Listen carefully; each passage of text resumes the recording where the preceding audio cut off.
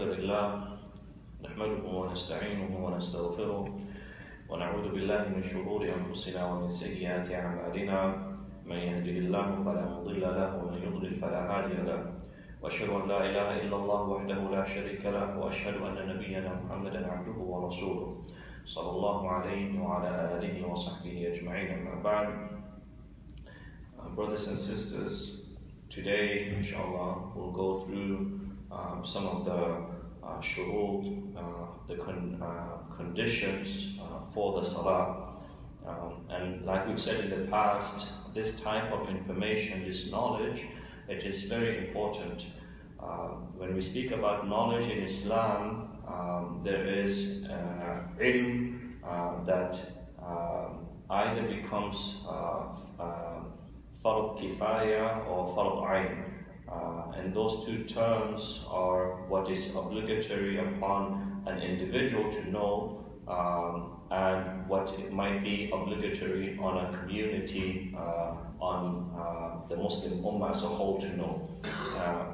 And it is not a must for every single person to become a scholar. That is not the intent. However, there are parts of Islamic knowledge that are a must for everyone to know. For example, inheritance, the knowledge of inheritance. This is knowledge that is a must for an ummah, for a community to know, because it might happen, and it will happen, that someone passes away and you have to know how to do the inheritance. So even if a few people know this knowledge, this is sufficient. Whereas the knowledge that we're going to go through pertaining to the Salah, every single person needs to know how to pray. And it is shameful for a person to be praying and not knowing the very basic things about the Salah. They don't know what is considered to be a must in order for your Salah to be correct. And they might not know if, let's say, they make a mistake in their Salah, what they need to do. So it's this type of knowledge, it is something that should be taught as early as possible. It should be taught to our children. It should be taught to people who are new to the faith, people who are practicing Islam. This knowledge is something that needs to be not only learned, but reviewed. Many of us, we pray because that is how we were raised. Our parents, Jazakumullahu khairan, may Allah reward all our parents, they did a good job in teaching us how to pray, and we followed them. However, most of us don't know, we haven't learned the science or the knowledge behind it. So this is why these type of classes are very important.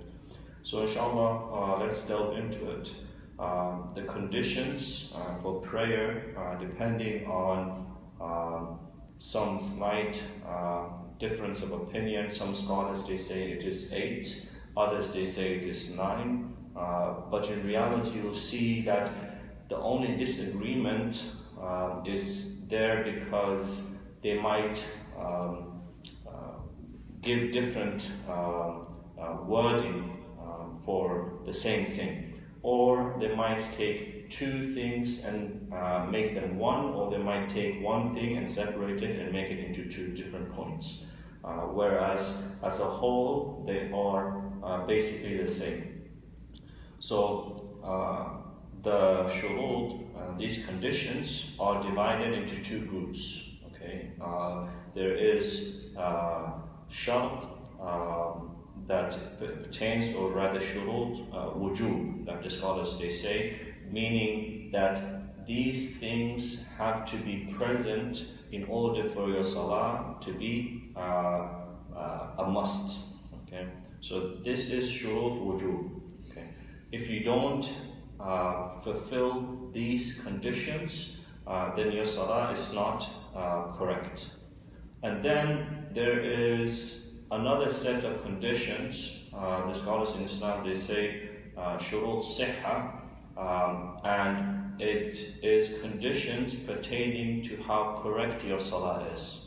Okay, so you need to understand the difference between these two, and we'll start off with the Shroot, Wujub. What makes salah a must for a person? What are the important points?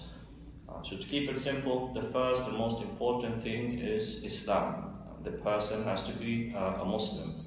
If a person that is not a Muslim comes and joins the salah, then that salah will not be accepted. Why? Because the person lacks the foundation, the belief in Allah, belief in the Prophet ﷺ, and Islam as a whole. For that person, it would just be some movement or some sort of exercise, because again, that fabric, the essence of it is not there, which is Islam. And then after that, we have al-bulugh, which means coming of age.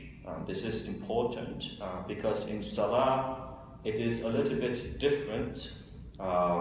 We know that bulugh generally means that a person is 15 years of age, right? This is when the taklif, when you are held accountable Islamically, that is the age at 15. And it is still the same for the salah, but the salah is slightly different in the way that the Prophet ﷺ instructed us. He told us to instruct our children to pray at the age of 7. Okay? And then make sure to instruct them even more so at the age of 10. Okay? So you have from the young age of 7 that the children are being instructed to pray. And again, you can see how the benefit of that. If you start at a young age, it creates this habit. So by the time the person reaches 15 and it becomes sinful for the person not to pray, then they've already been praying for a couple of years, and it is not that difficult. And salah, and we mentioned this before, salah is not difficult. If you think about it, the most a salah takes is 10 minutes, right? And that is if you have khushu' and you're taking your time, 10 minutes. Even 5 minutes is good. So let's say 10 minutes, and you pray 5 times a day. 5 times 10 is 50, right? And 50 minutes out of the entire day, which is not even an hour, less than an hour, out of the 24 hours that Allah subhanahu wa ta'ala gives, yet at the same time, you see people who struggle with it. They struggle with it. And the reason is simple. Allah subhanahu wa ta'ala tells us in the Quran, وَإِنَّهَا لَكَبِيرَةٌ إِلَّا عَلَى الْخَاشِعِينَ, that this, the prayer, it is something difficult except for the khashi'in, those who have khushu'. Because other people, even if it's 5 minutes, they see it as a burden. Whereas the Prophet ﷺ, he would find peace and tranquility in the salah. Right? So when it comes to prayer, it is still 15 years of age, or when a person reaches puberty, is when the salah becomes, what are we talking about? We're talking about the Shroot, Wujub. Okay, this is when salah becomes a must. But before that, we are instructed, as I mentioned, to encourage our children to pray at the age of 7. And then we have al-aql, which is intellect and understanding. So you understand that the opposite of that sanity is insanity. And if a person is crazy mentally, not fit, then the salah does not become a must upon that person. And that is these 3 points that we just mentioned. The scholars, they mentioned them not just for the salah, but many other acts of worship. So if a person is not a Muslim, there is nothing that is required from him or her. But at the same time, they will still be held responsible for them not believing in Allah. And the intellect, it is, subhanAllah, when you think about it, how fragile the mind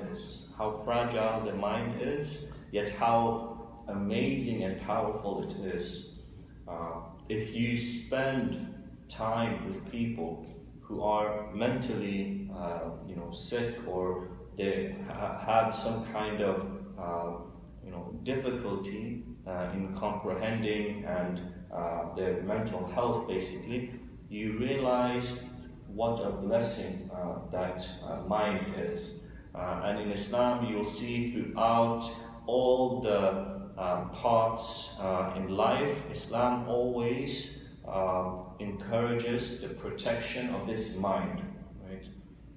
And by following the religion the way that the Prophet ﷺ taught us, you will see that this is something that comes back again and again. So if a person is declared by doctors, medical professionals, to be not fit mentally, then they are not required to pray, and they're not held Islamically accountable for their actions.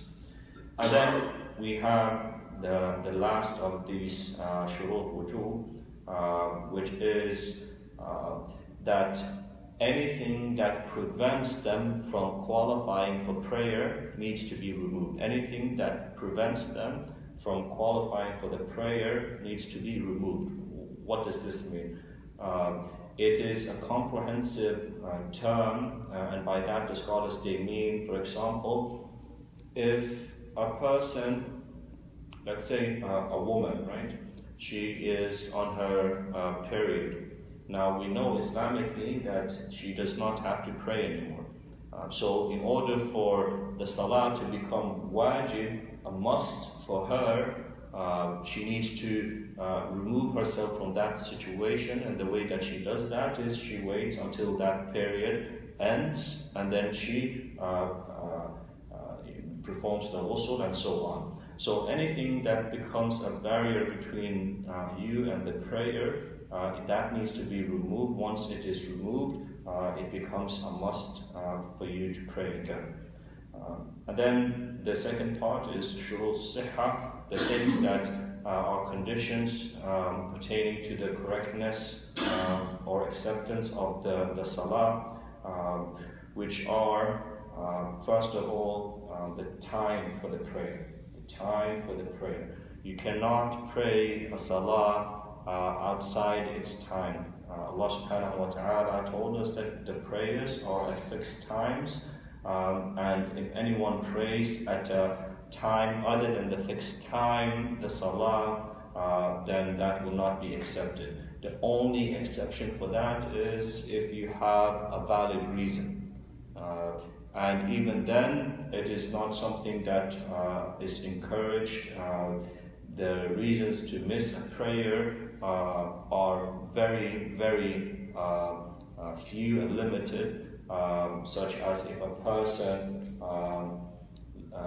oversleeps, right? Something that happens beyond their control, then the Prophet ﷺ instructed us to pray as soon as the person wakes up, or if you genuinely forget, then you pray as soon as you remember.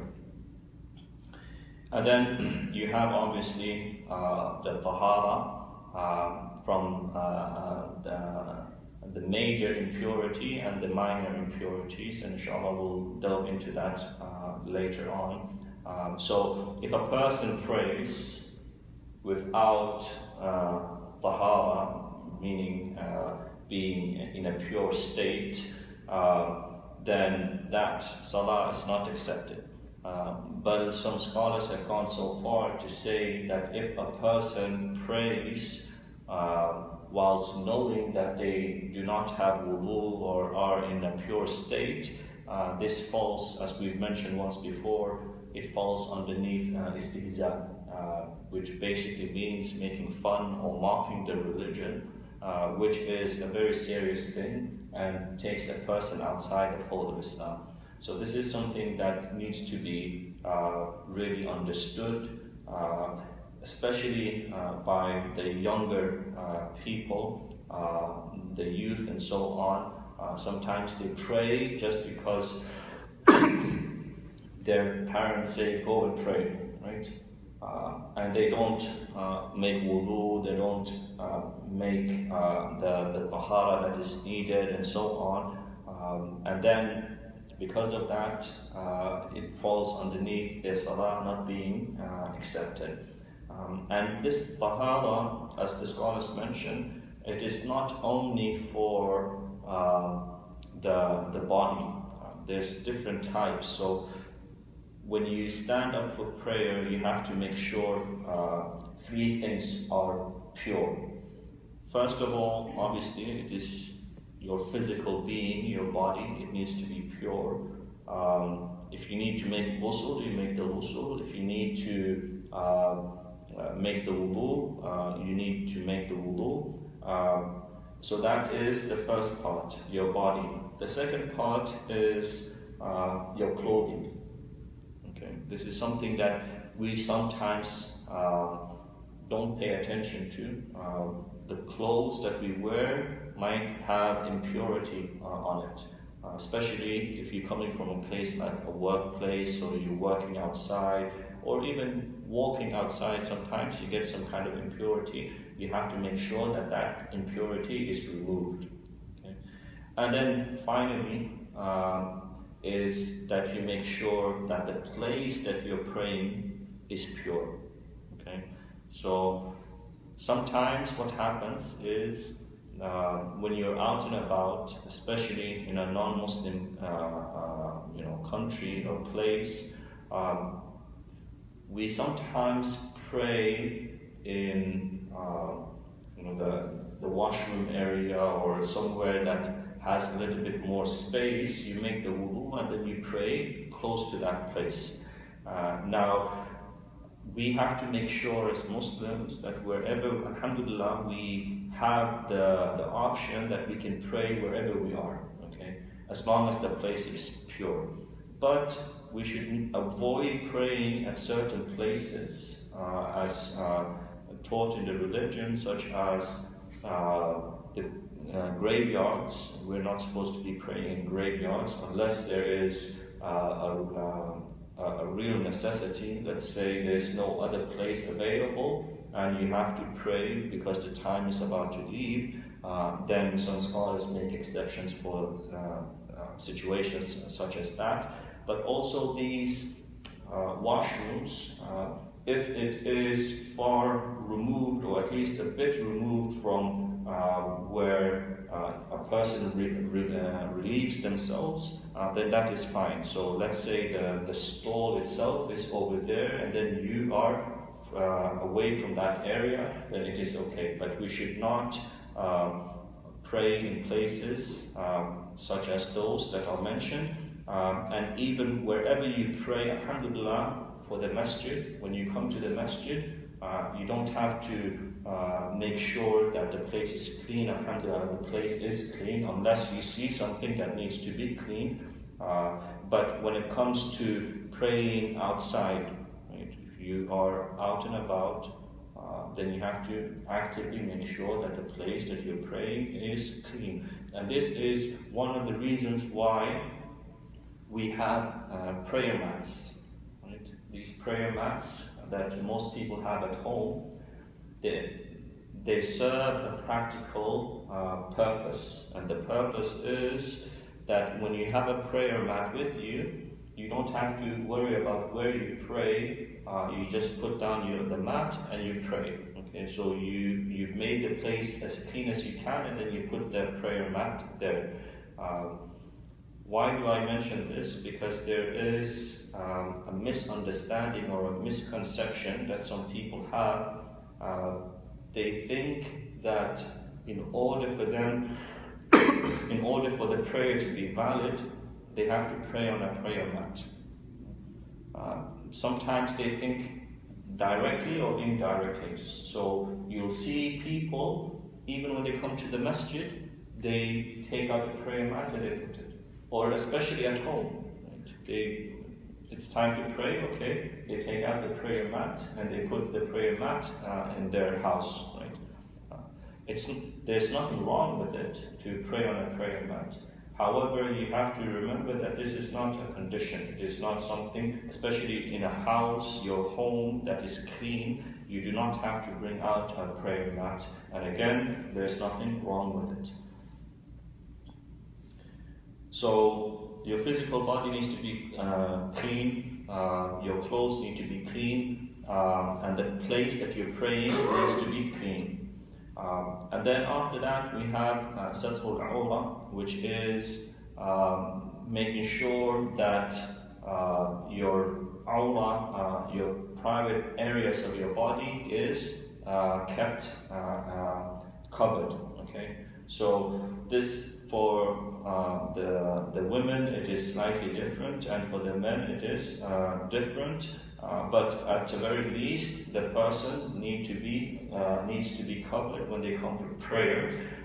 Something that often happens is a person might be praying and then they go into sujood or ruku', and we've seen it happen many times. When you go into ruku' or you go into sujood, your shirt or the piece of clothing that was covering it moves. So this is why it's important that a Muslim should be dressed in a way that they are prepared for the Salah at any time.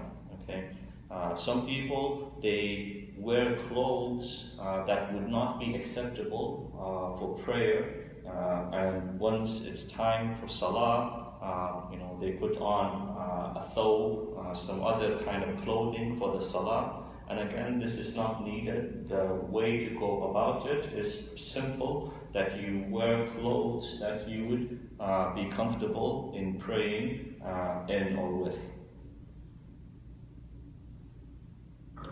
And then finally, we have the last point, which is istiqbal al-qibla, facing the qibla, ma'al qudra. The scholars, they say here that as long as you are able to, you should face the qibla, the Kaaba in Mecca.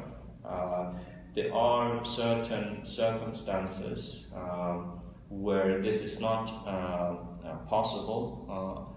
Let's say you are out in the wild and you do not know where the qibla would be, and you don't have a compass and you don't have these kind of things that can tell you the direction. Then you try your best.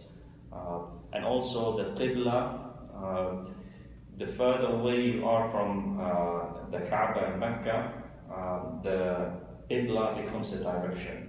It becomes a direction, meaning that you do not have to pinpoint it exactly. You know, for example, that this is the way or the direction of the qibla. Then you try to come as close to it as possible. And this is important to know, and we've touched on this topic before, but we'll mention it again. Some people, they make it into an issue, right? They say the qibla is like this, and others they say no, the qibla is slightly to the left or to the right, and they make it into a big issue.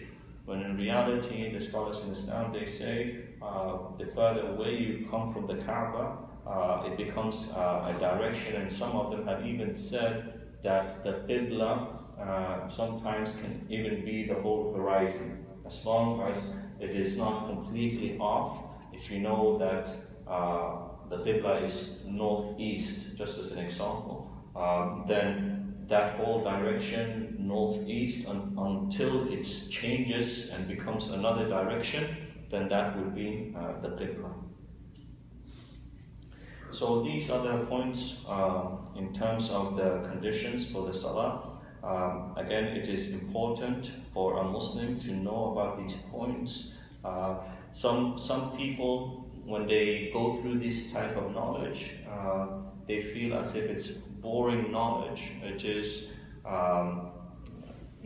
memorizing, knowing these points point by point, and for some people it becomes too much, and they like to listen to stories, things that impact a person's iman, motivational speech, and so on, which is all good, but there needs to be dedication to the knowledge that is necessary and is needed for a person. You might know all the stories of all the prophets, you might know the story of the Prophet ﷺ, and so on, but if you don't know how to pray, then you've lost out on a lot of important knowledge. So inshallah, with that, we will conclude today's class.